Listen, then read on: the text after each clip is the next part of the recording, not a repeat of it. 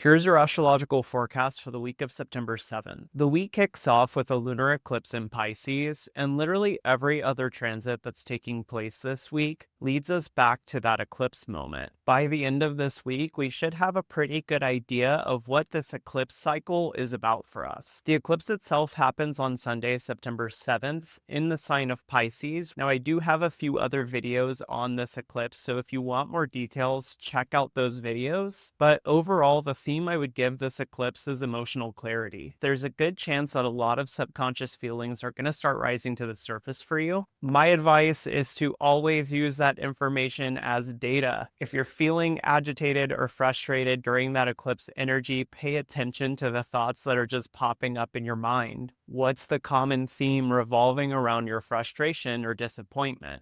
We'll get a few days to process that before the transits on the 10th and the 11th. On the 10th, the Sun moves into a conjunction with the South Node. Then on the 11th, Mercury also falls into a conjunction with the South Node. And depending on your chart, this could show up in a few different ways for you. Maybe you start to notice where you're showing signs of perfectionism or holding yourself too accountable. Maybe you'll find that you're giving too much of yourself away and you need to scale back from how much you're giving to people. Or maybe we're falling into the trap of giving too much unsolicited advice. Either way, there are two moments of clarity that can be very supportive for us later in the week. The first one is on September 12th, where both the Sun and Mercury form a sextile to Jupiter, which rule the eclipse. What I love about this moment is that Jupiter helps us to see things from different angles or perspectives. And on the 12th, it gives us a really great chance to stop and reflect and to see our actions and our thoughts in a new light. And then literally the next day, after the Sun and Mercury have met up with Jupiter, they're going to go Cazimi. September 13th, Mercury will be in the heart of the Sun, giving us alignment and clarity on the path that we're supposed to take.